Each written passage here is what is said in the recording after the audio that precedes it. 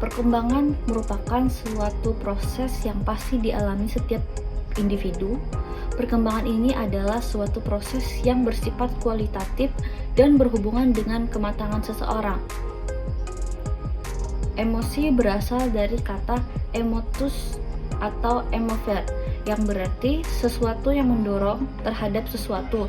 Misalnya, emosi gembira terdorong untuk tertawa, emosi sedih terdorong untuk menangis. Setiap perbuatan atau pergolakan pikiran, perasaan, nafsu, setiap keadaan mental yang hebat dan meluap-luap.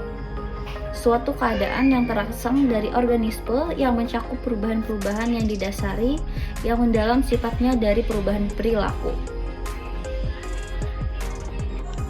Fungsi dan macam-macam ekspresi emosi pada anak. A. Fungsi dan peranan emosi pada perkembangan anak. 1. Merupakan bentuk komunikasi. 2. Emosi berperan dalam mempengaruhi kepribadian dan penyesuaian diri anak dengan lingkungan sosialnya. 3. Emosi dapat mempengaruhi iklim psikologis lingkungan. 4. Tingkah laku yang sama dan ditampilkan secara berulang dapat menjadi satu kebiasaan. 5. Ketegangan emosi yang dimiliki anak dapat menghambat aktivitas motorik dan mental anak. B. Macam-macam ekspresi emosi pada anak. Emosi dan perasaan yang umum pada peserta didik adalah rasa takut, khawatir, atau cemas, marah, cemburu, merasa bersalah dan sedih, ingin tahu, gembira atau senang, cinta dan kasih sayang.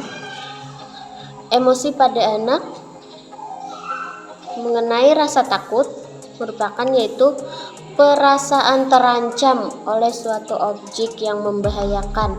Rasa takut terhadap sesuatu akan berlangsung melalui tahapan. Mula-mula tidak takut karena anak belum sanggup melihat kemungkinan yang terdapat pada objek. Timbulnya rasa takut setelah mengenal bahaya.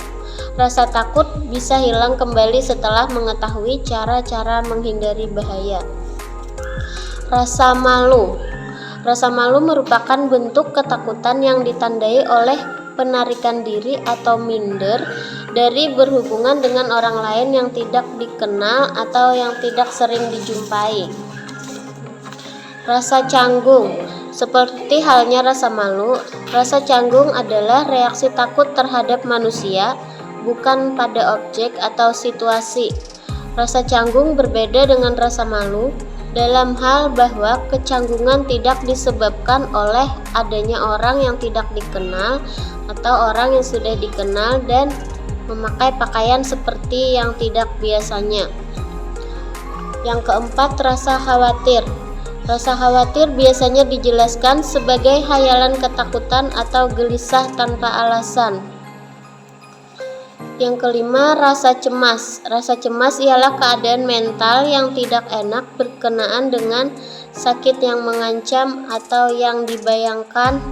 Rasa cemas bisa juga disebut dengan rasa khawatir yang terlalu berlebihan. Rasa marah. Rasa marah adalah ekspresi yang lebih sering diungkapkan pada masa terlalu berlebihan. Rasa marah. Rasa marah adalah ekspresi yang lebih sering diungkapkan pada masa kanak-kanak jika dibandingkan dengan rasa takut.